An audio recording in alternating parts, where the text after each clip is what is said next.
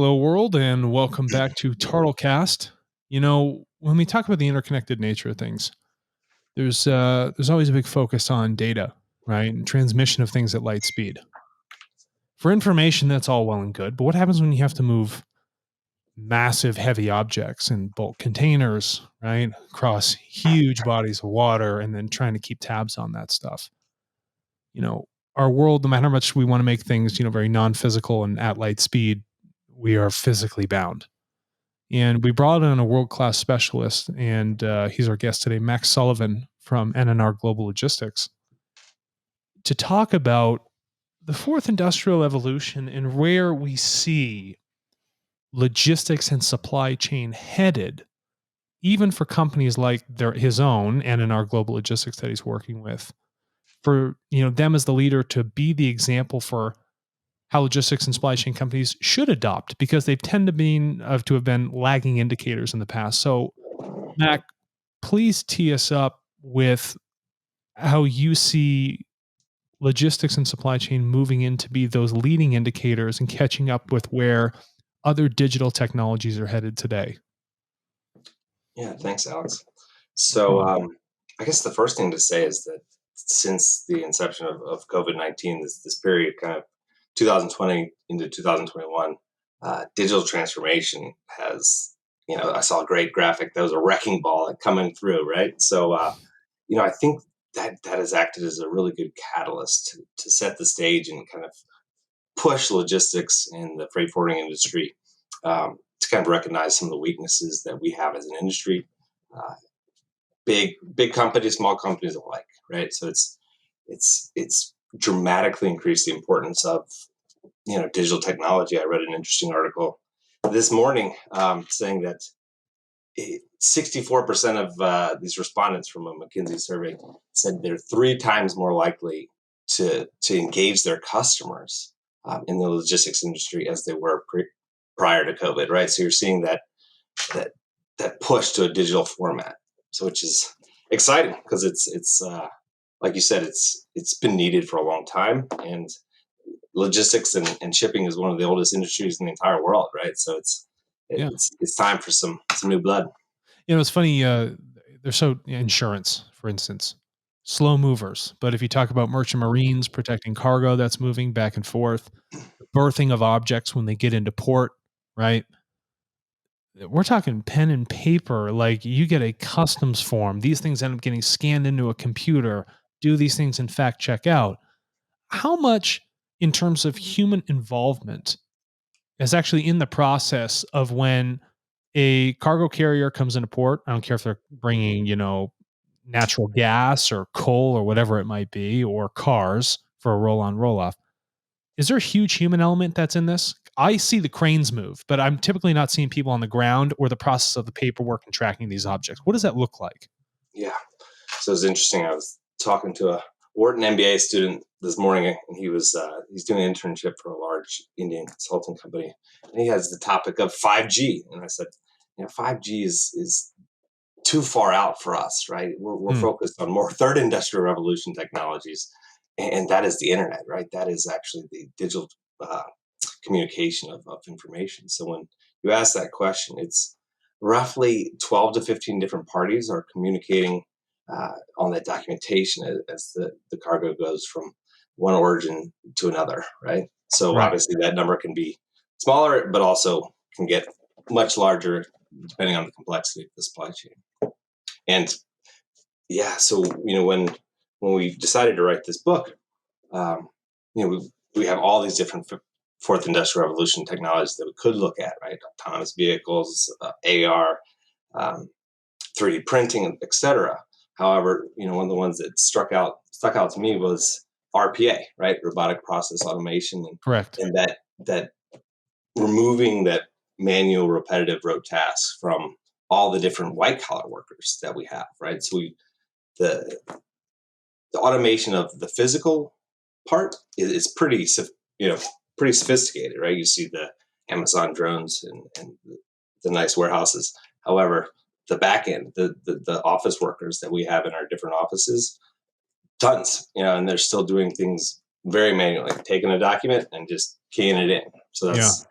a big focus for us. Now, with that keying in, do you find like if there's a margin, you got to have some sort of margin error here. And when something does slip up, what are the systemic effects of someone doing something improper? Does it hold up a larger process? What does that actually mean for goods and services that are coming in and out of these ports? That's an excellent question, and I think kind of some of the things that we bear a lot of weight in terms of um, the compliance that has to happen, right? So Right. you're asking the margin of error. So if you misdeclare a document on behalf of your customer, that can have huge ramifications, potentially legally as well, not just Mm. financially. So yeah, the the typos, the human error has real world consequences, and it's something that as a fairly low margin business, we have to constantly keep check on that, right, and make sure that our folks are trained in doing it right. So do you think now when you talk about the low margin aspect of it, is that probably one of the inhibitors to the adoption of certain technologies where they're like, I don't really want to be investing in this because they're going to see it as another cost, training, all those other aspects to get it implemented. And they're like, the old process, although it doesn't work great, it is working. Is that typically a mindset that you see within this sort of community? Yeah, that also came up this morning, and kind of I guess I'm just asking the same old questions, huh? yeah, no, it's good. Well, transparency, right, and visibility into where your shipment is. Right now, you can order a $2 mug off of Amazon. You can watch it turn by turn as it gets to Right. your house. However, the instances where you could be shipping a couple $100,000 worth of goods, and there are gaps in terms of the visibility and the transparency along the route, right? So I go to this conference every year called the Internet of Things, right? It's held in San Diego, and I've been to the one in Singapore, and I hold these little roundtables, and Yep. it's with these all very high level guys from all these kind of blue chip manufacturers, and we sit there and talk about transparency, and they're like, "Well, why can't you guys just track the cargo better?" And I said to them, "Well, the tracking device is about $30 to $50, right? That you could put Mhm. inside a container or a pallet of air freight, but who's going to pay for it, right? Correct. We're Mm. constantly getting beat over the head for lower prices. Um, so it always goes back to that question of cost, right? And then I guess the value proposition and talking to the right people, right? So it's how do you get in front of the CFOs of these companies and say, hey, increasing your freight costs by 2% might give you a lot better supply chain visibility and could give you value here, give you value there. Mm. But it's yeah, we still struggle with that in kind of the cartonized good, the big box stores, um, pharma and automotive and aerospace, as we were talking before. These guys are willing to put the money down for that visibility. However, Right. not the average family trading company. Mac, you have in section 2, you talk about IoT and you talk about logistics management in IoT world. What is and I know you said they're expensive, but when you look is and I know this is part of the fourth industrial revolution. When you look at IoT devices, is this the future? Is this the adoption? I mean, are we 5 years out, 10 years out for this? As chips get cheaper, as like you mentioned, the automotive industry, and I can imagine they already have these IoT devices in the vehicles, when they're getting shipped over. When you look at the IoT world, what do you see as far as on the logistics side? I always hesitate to make predictions in this industry, as I Well, if you don't get it don't right, you like to look good assume on everything. camera. So my guess is as the costs reduces, the um, information security costs are going to go Mm, up, right? So once again, we deal in international shipments almost primarily. So you're crossing international boundaries where you're going to have different data protection laws. Even moving a truck from California to where you guys are, you have different laws that regulate the different state guidelines. So, for example, we see a lot of visibility providers trying to give us these apps to put on our truck drivers' phones, right? Mhm. But once again, having that app collecting the truck driver's personal information, that changes from state to state, and you have to be Yeah. really careful, right? Oh, well, we got So, to solve for that, and we'll talk about it in a second. okay, Yeah. The so we have a completely trustless marketplace, and for instance, your company, NNR, could have their packets of information on shipments, whatever it might be, and you can share that cross-border without any sense of like liability issues you might have, because it's a consent-based approach and it's an agreement every time it's transferred. Um, so, I think that may be an option for the future in terms of that sort of trustless interaction happening with that information. But when I look at these IoT devices and we look at the adoption, I know that insurance is a big driver. So before I continue to round out this thought that I think I've had here, if I want to ship one container, whatever that thing might be, what is the typical percentage of the total cost to ship just one container accrued to insurance? What would it all depends on the value of the cargo It depends on inside. the value of the cargo, but say for instance, if we're looking across the board, maybe it's like what, 20%, maybe less. I would, yeah, I'd have to check. I haven't Yeah, quoted no, insurance no, in a while, no, but no problem. significantly The, less. the reason I talk about this, right? So say you have a $30 to $50 tracking device you're putting on there. If the insurance companies realize what's going on with the fourth industrial revolution and they realize that data is the key driver, if they take those aspects into their merchant marine underwriting process for moving this stuff back and forth, then that means having that device on there for 30 to $50 could actually be much more readily adopted if the information from that was baked into the underwriting process itself for the insurance company. Now you're essentially offsetting that price by putting the device on, and you get a cut back on the cost of the insurance because they have more information to underwrite with. Don't you think that would be like a beneficial approach going forward for something like that to help that adoption happen, to net out that Yeah, cost? I'm getting some rain noise, guys. Yeah, no problem. That should be better. I have So in some of these panels that at the event I was talking about, we've arrived at that conclusion, right?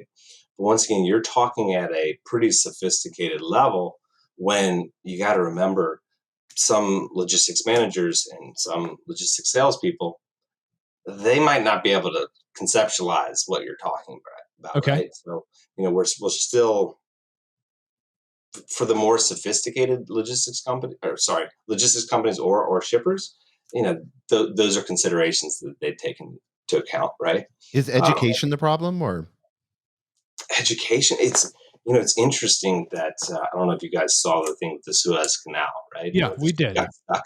Do you have any Uh, truth behind that? Because I'm sick and tired of conspiracy theories on it. I do not. Okay. However, I think between like the COVID vaccine rollout and right now the freight rates are through the roof Yeah. from China into the U.S. And the Suez Canal. Logistics has never been more attractive to perhaps young people coming out of college, right?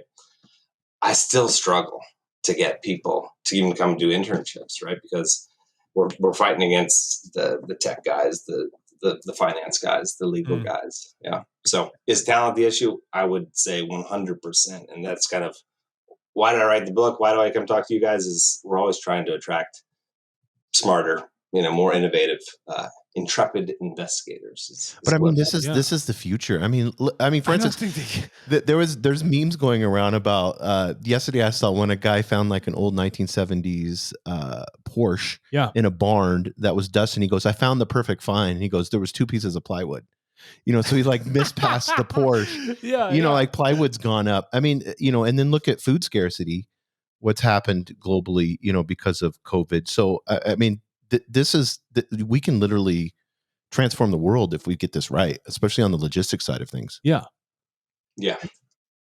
And I think that's what you'll see here in the next 5 to 10 years is optimizing the existing footprint. I mean, when I looked at the Suez Canal thing as I was writing my PhD, it just what an image for this bloated, oversized industry that nobody can get a ship, out of a canal within 5 days, right? So it's a very good visual representation. But I think what you're going to see is we need to kind of lean out and optimize this industry, and that takes talent, right?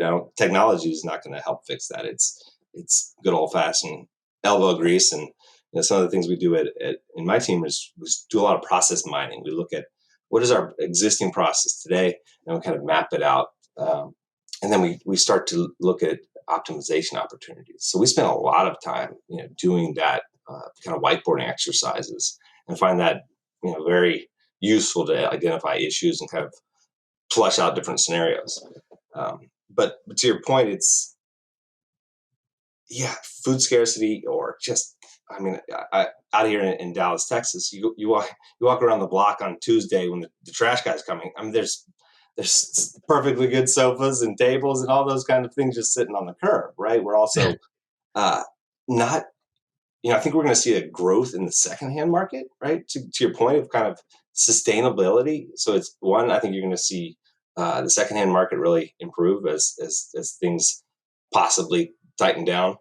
Two, we got a lot of trucks. This is how Walmart made their name, was making sure that they were filling up the trucks as much as possible. So they were sending it west. They wanted to get as much of the suppliers into one truck to optimize the use of that space and the fuel, right? So I think sustainable logistics, green logistics, really is an attractive subject that, with a Democrat in office, we're starting to see, hey, what is the carbon footprint of this shipment? Like, that pops up every time a Democrat comes into office, which is pretty interesting. That's it. First of all, have you seen the inside of a Walmart trailer when it comes for delivery to drop off at the store?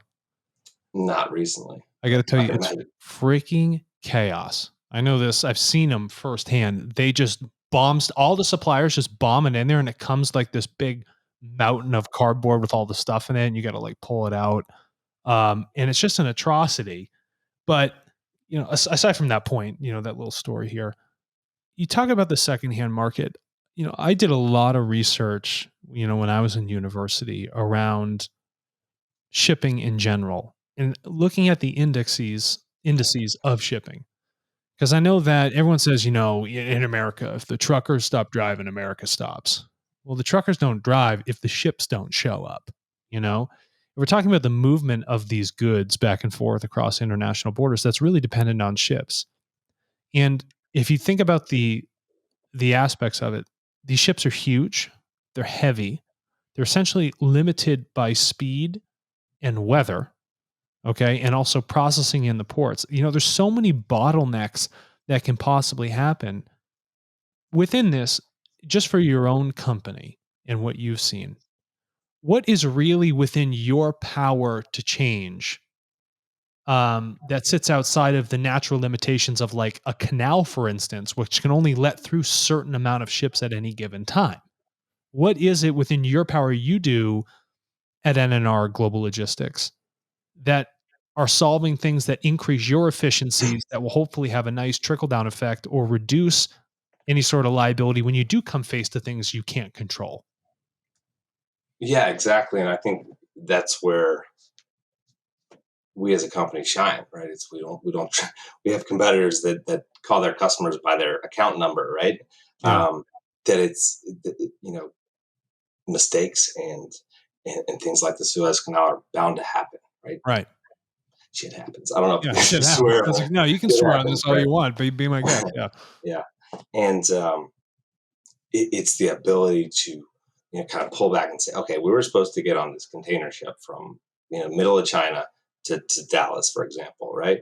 It's okay. What are all our alternatives? Can we truck it down to Hong Kong and then put it on another ship? Could we, you know, take it via airplane halfway to, go to Singapore, Mm. or go to Dubai and then put it on a ship out of there? It's kind of that problem solving, that extra effort that still we have a job today, right? We always say that we're kind of like travel agents for the freight, right? Right.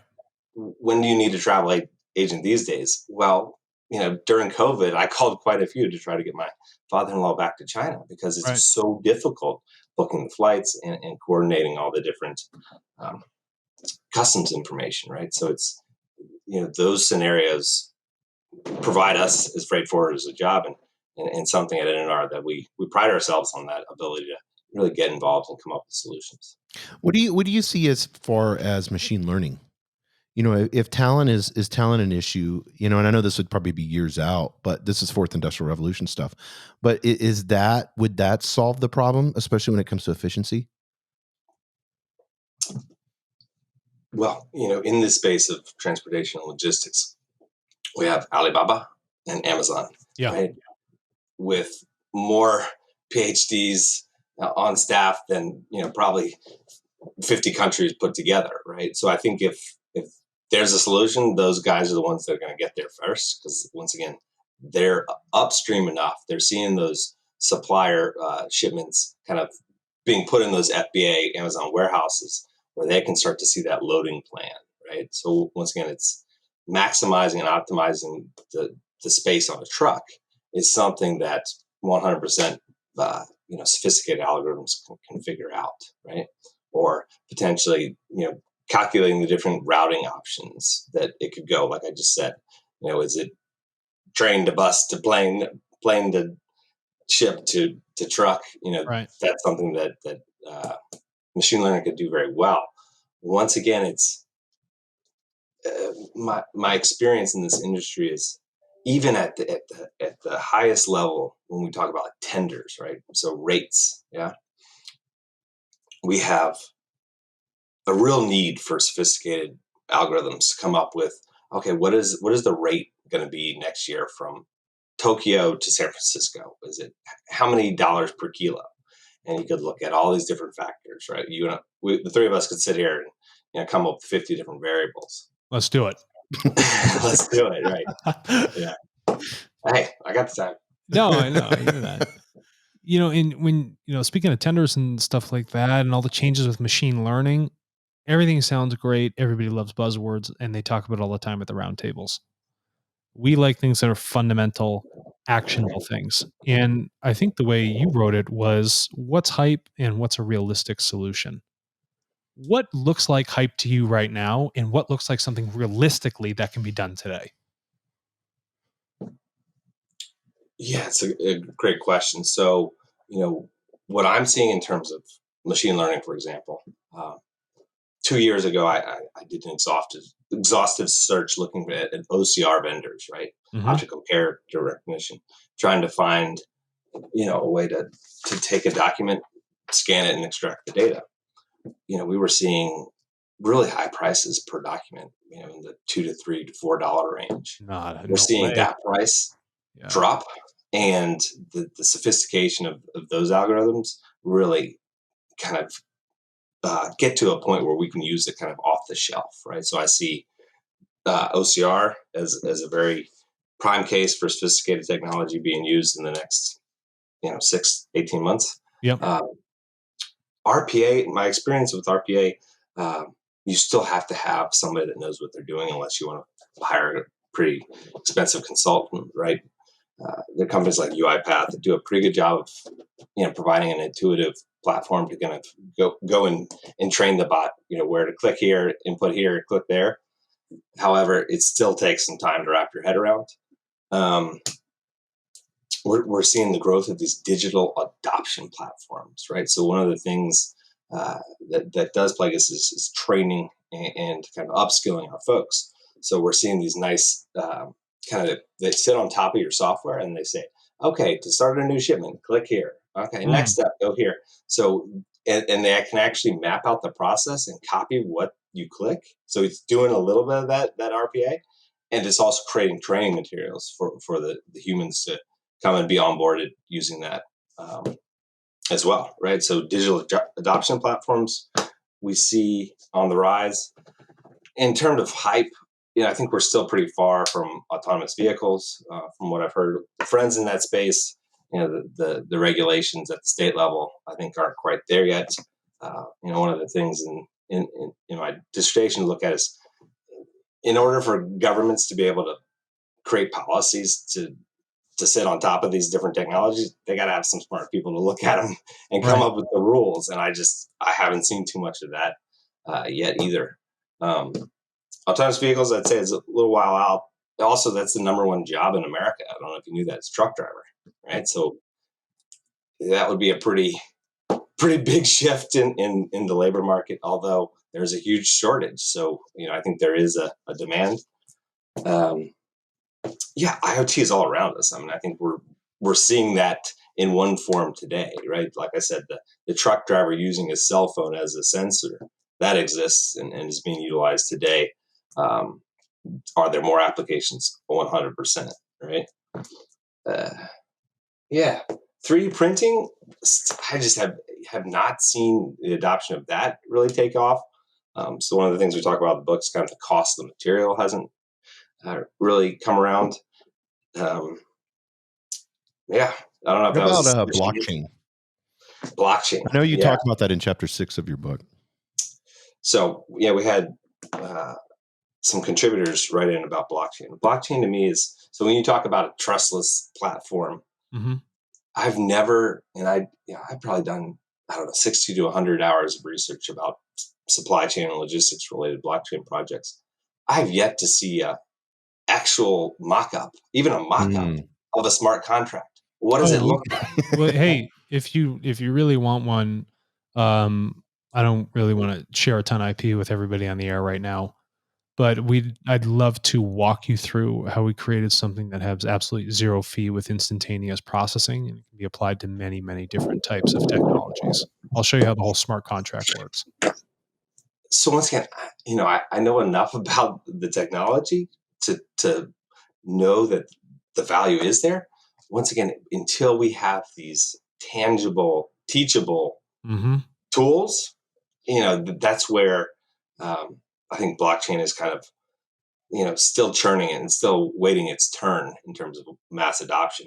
Although for the first time ever in a serious um, customer meeting, blockchain was brought up as a potential form of payment, which once again, that's how it starts, is people start to bring it up. The younger folks that potentially have invested in crypto or have been exposed to the topic, they'll start asking those questions. And then, I think it'll come. When you talk about insurance, I think that's the perfect use case for Right. blockchain in supply chain logistics. But you got to get way upstream to get to those factories, or you've probably seen the Maersk trade lens. Maersk is the biggest shipping company in the world. They're Correct. partnered with IBM, and going to tag the bananas, and you see the flow of the bananas. I don't know if you've seen that one. No. But getting into the factories, in the middle of a third world country, and The hardest expecting them to part. take pictures of the different products and kind of tag them, Yeah. I think is a bit of a stretch, even still. I agree. I think it looks all well and good for a white paper, but the practicality of putting a chip on a damn banana in like Honduras or something like that, I don't think it will continue to fly. Do you think, as far as blockchain, you mentioned payment, do you think crypto would solve eventually once fees are down? Do you think it would solve the issue with fiat currency and the trading back and forth, or does the logistics have that down, as far as like going from like, from Hong Kong to San Francisco? That's an interesting one, because what we're seeing, we're seeing a huge cybersecurity risk out there in the transportation and logistics industry. So, to me, blockchain and crypto in particular for payment have two sides of the coin. One is it's a potentially encryptable way to send and receive funds Mhm. much faster than a wire transfer, and much more secure in some ways than an Way less of a ACH cost. transfer. It's harder doing wires. That being said, it's the same guys that are causing the concerns that are asking for ransom in crypto, which Yeah. gives it a kind of bad name. Which is, I'm not sure if that's going to go away anytime soon. Is if the bad guys are using the thing you want to use to stop the bad guys, it's a little bit of a I think that doesn't get a fair highlighting because, you hear all these people bashing that criminals use it. I gotta tell you right now, the number one currency criminals use in the world, hands down as an absolute fact, is US dollar. I don't know what anyone's talking about. I mean, like, we talk about like blockchain technology, you can trace those things back. Any bright criminal should not be using blockchain technology, right? It's too easy to see where that has come back through, in that whole process. That's the whole point of it. It's a log, it's a perfect record decentralized across many people. Why would you want to use that? Oh, yeah, we're all agreeing. Yeah, in fact, that did come out of North Korea. We're all looking at it. There are great changes happening, and looking at that adoption, would a unified world currency that is feeless and can be moved back and forth save a lot of headache in terms of shipment of product? Yeah, it would. And when I think of like, blockchain technologies, for us, moving data back and forth, if it doesn't work for data, then it's not going to work for a physical product, right? But if we can make it work for this data, there's no reason we also can't track the other information that moves with those physical products and apply it at the same time.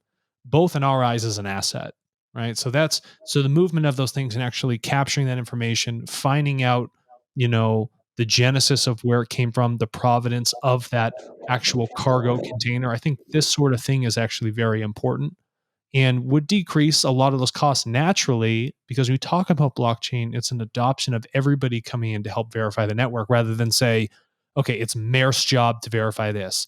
It's NNR's job to verify this. It's everyone's coming better to, they're supporting themselves. And not to make a pun out of this, but a rising tide lifts all ships, right? And I think that's a really important fundamental factor. So if we are headed into the future and you want to leave a message to all those executives out there, because you know how hard it is to get to those individuals and have those conversations, Mac, what is that message you would want to leave with them about where you see these things headed? Big question. Yeah, going back to my point, it's if you want your transportation logistics problems to go away, it's pay your vendors, right? So we can hire better, smarter, more educated people that can go out and solve your problems, right? To look at all these solutions. I think for a long time we've kind of been treated as a commodity. So it's that would be the biggest request is stop treating us as a commodity. And hey, when you get the first round of Trump tariffs, that's like the first call that we got. Our customs brokerage team is okay. Hey, did I just get hit with this 25% increase? Mm-hmm. Right, those are the kind of things that pop up right now. Container rates from China to the US are through the roof, right? Those, hey guys, can you get me some space on that ship? It's only in those times of crisis that we kind of feel like a valued partner. So it's, hey, give us a shot and sit at the table, and supply chain is not going away anytime soon. I think even with nearshoring and potential automation, doing manufacturing in the US, we're still going to be shipping stuff for a long time, right? It was there 6,000 years ago, and I think it'll be there 6,000 years in the future, even if we're sending nanotechnology up into space. Hey, So listen, that's NNR's next step is jumping on with SpaceX. We got to ship more stuff. Yeah, we encourage everyone, we'll put in the show notes. We encourage everyone to purchase your book. It's The Digital Transformation of Logistics, Demystifying Impacts of the Fourth Industrial Revolution. Yeah, and it does have the IEEE badge on it, folks. So this is not for the faint of heart. This is a legitimate piece of material that was very well thought through with some very bright minds trying to solve very, very big problems. Yeah, so Mac Sullivan, thank you for investigating everything that you do investigate, doing this work personally and professionally. It's very well valued, and you coming on the airwaves and sharing this with us is going to be a great benefit to many people that be able to hear this. my pleasure, gentlemen. And listen, we'd love to have you back on because there's so much to unpack. So you just let us know when, and we'll get it shipped. Sounds like a plan. All right. Thank you again. All right. Thanks, guys.